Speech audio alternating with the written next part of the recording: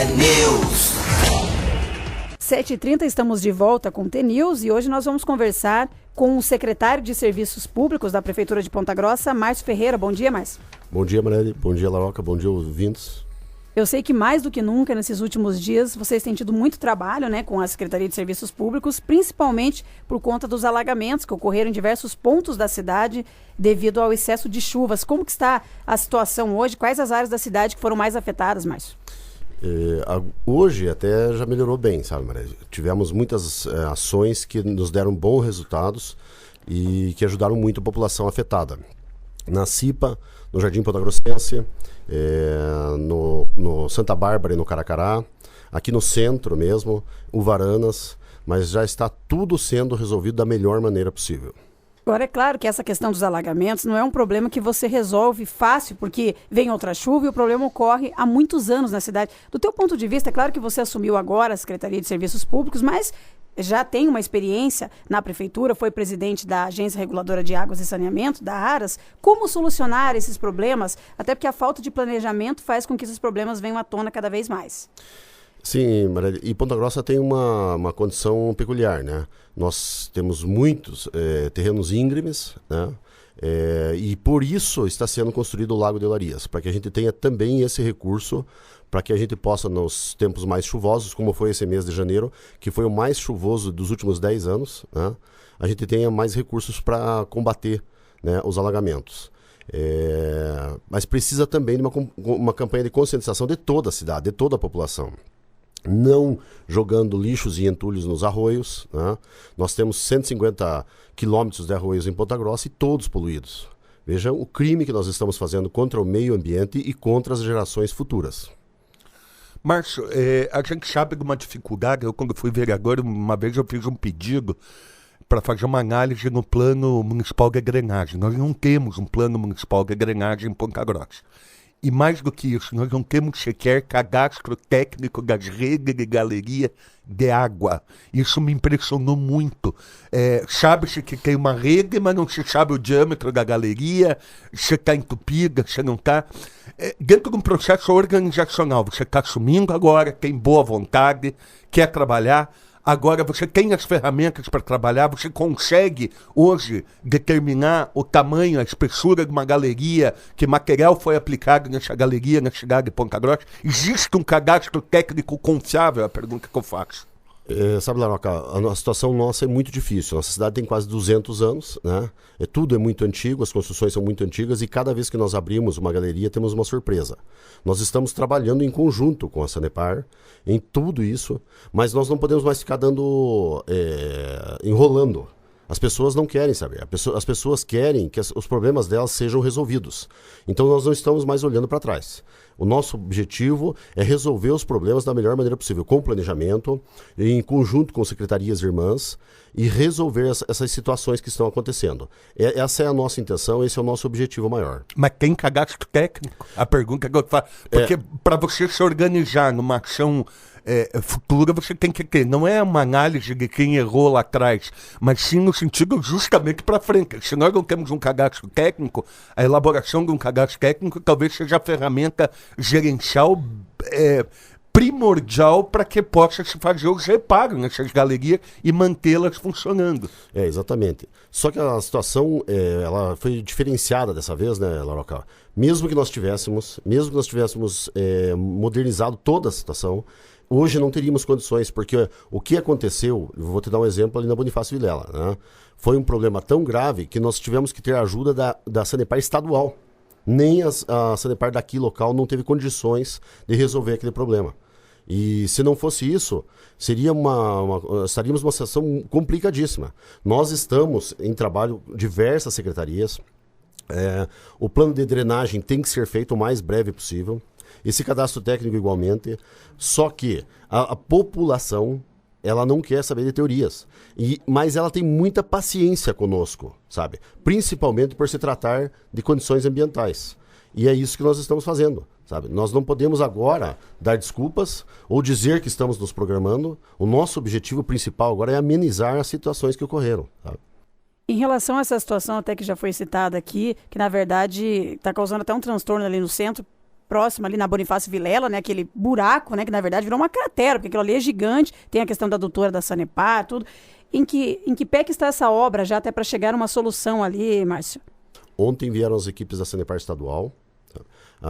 Os nossos engenheiros estão ali, Marielle, monitorando o local há mais de 15 dias, todos os dias. O que aconteceu exatamente ali? Foram infiltrações de água, né? E o excesso de chuvas. Mas teve o rompimento de uma galeria. Sim, também. teve. Uma Desde galeria dezembro, grande. mas isso foi consequência, que vem do Jardim Carvalho. Isso, né? isso já foi consequência, não a causa, né? Então, o principal de tudo foi realmente o excesso de chuvas. E é desde dezembro. Desde o dia 22 de dezembro. Situação, mas nós temos já uma programação que não pôde ser cumprida rigorosamente por causa do tempo. Também continuou chovendo, né? O tempo não nos E deu... a previsão é de chuva ainda para os próximos dias. Nós temos uma boa notícia, Marielle. Parece que na semana que vem teremos uma estiagem. Mas a nossa programação, inclusive ontem, rompeu uma adutora, né? Por isso há um pouquinho da falta de água na cidade. Já modificamos o curso da água ali. A Secretaria de Serviços Públicos fez esse trabalho e nós faremos um rachão ali, colocaremos os rachões ali na parede, não tem outro jeito, vamos fazer caixas de cimento, essa é a nossa única saída, e os gabiões em escadaria. Então não é possível prever ainda quanto tempo leva ainda para acabar com aquela obra ali? E vai chamar obra cara, né? Uma obra cara e não... E não tem condição técnica a prefeitura de fazer. Não, só uma parceria de todas as empresas. Sanepar estadual, Sanepar local, prefeitura e empresas terceirizadas. E a previsão, Maria, depende do tempo. Que o tempo nos ajude. Mas só tempo para julgar quanto tempo? A previsão é cerca de 21 dias, 3 semanas. E é trabalho direto. Em Direto. tempo normal, sem que tenhamos Sem que chuva. tenha chuva. Exatamente. Mas é claro que a demanda é grande, e nós falamos aqui dessas situações que ocorreram em virtude das chuvas, mas tem uma outra, que é uma grande preocupação de toda a população. Não tem como não falar com o secretário de Serviços Públicos sobre os buracos nas ruas na cidade. E isso não é um problema que ocorre só nos bairros, basta passar pelas ruas do centro da cidade. Nós até percebemos que a prefeitura vai lá, faz o serviço de tapa-buraco, mas às vezes não passa, para ser assim, chutar aqui mais ou menos uma semana, aquele buraco já está aberto novamente. Como solucionar isso? Porque isso causa danos a veículos, causa transtorno, causa acidente. Tem alguma medida que será adotada pela Secretaria de Serviços Públicos? Marielle, asfalto você sabe que é caríssimo, né?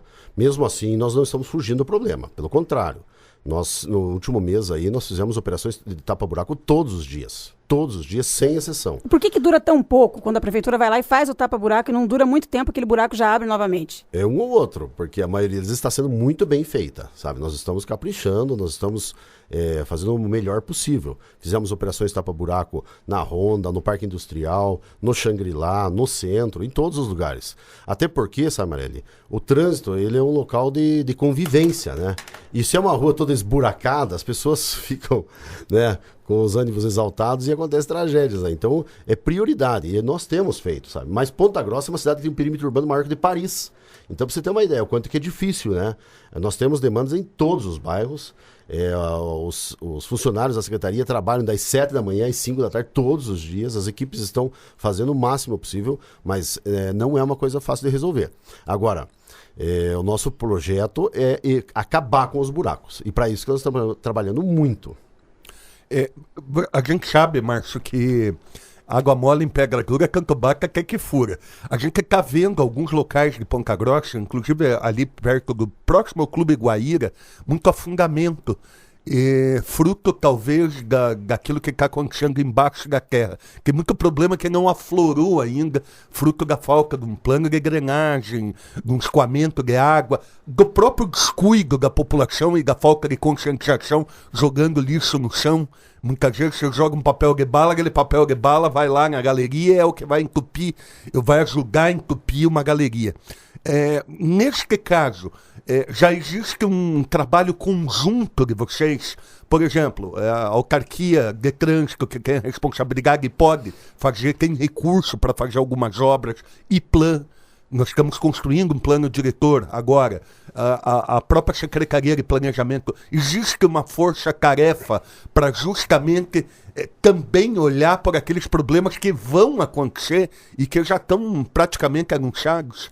Existe lá, as secretarias irmãs, inclusive a CPS também está fazendo parte, estão trabalhando em conjunto. Só assim a gente pode resolver os problemas. Se a gente trabalhar com exclusividade em cada problema, nós não vamos.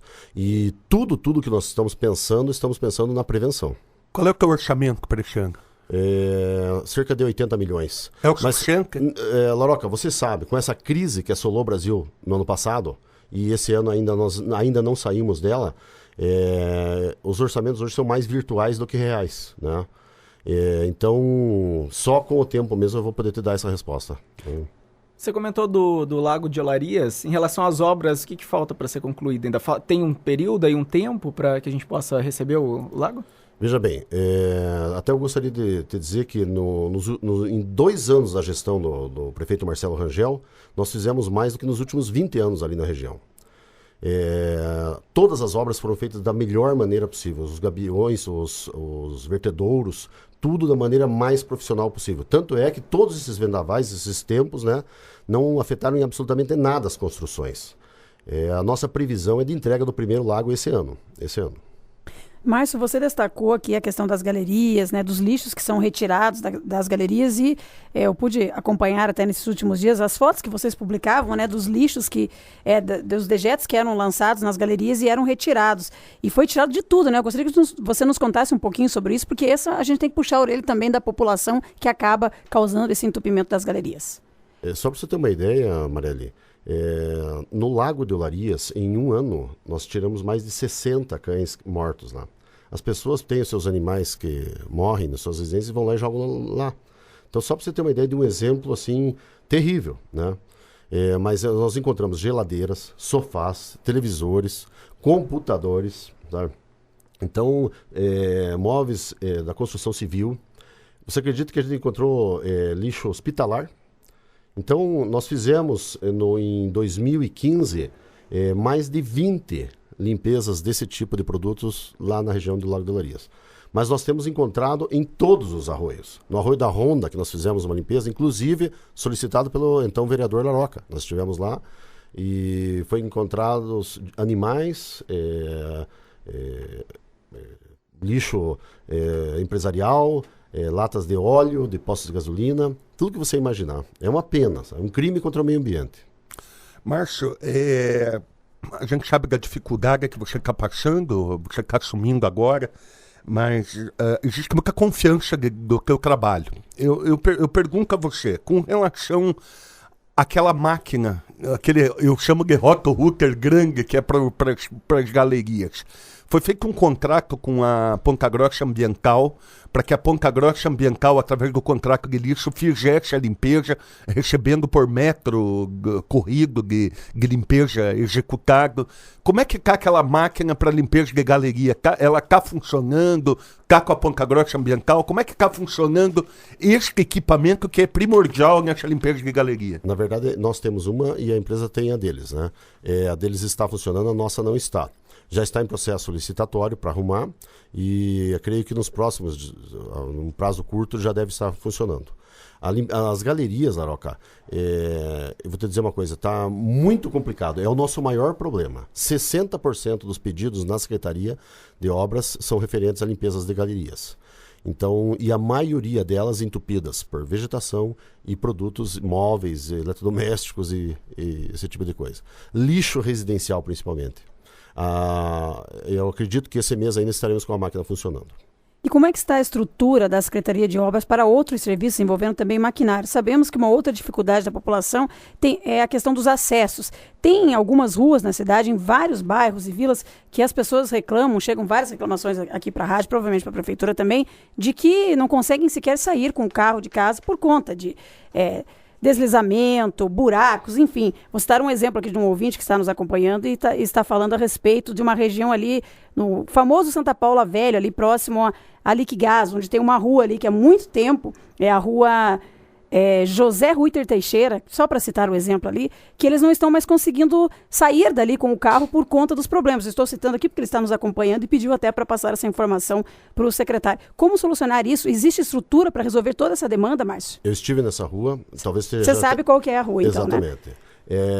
Primeiro, Marelli, nós temos que falar sempre a verdade para todas as pessoas. Muitas residências estão em áreas ambientais, estão abaixo do nível da rua, né, em locais muito íngremes e que ocasionam realmente a enchente dentro das residências. Tá? Mesmo assim, nós não estamos fugindo do trabalho. Nós estamos resolvendo, e como foi no Dom Bosco, como foi no Santa Paula 3, como foi em diversos outros lugares, na CIPA. Agora, nós não podemos resolver tudo, principalmente em áreas ambientais, em áreas de risco, como é também o caso ali do Jardim São Francisco, né, que é uma situação muito parecida também. Agora, o poder público não está se omitindo. É difícil para ele sair? É difícil, mas tem outras situações que interferem também nisso. Ontem o Jardim Esperança fez um protesto, Márcio, com relação ao bairro. O que pode ser feito lá no Jardim Esperança? Você já tem conhecimento, né? Eu fiquei sabendo, se eles tivessem inclusive me convidado, eu teria ido lá conversar com eles, como eu tenho feito em todas as vezes que eu sou chamado, vou pessoalmente. Essa é uma determinação do prefeito Marcelo Rangel.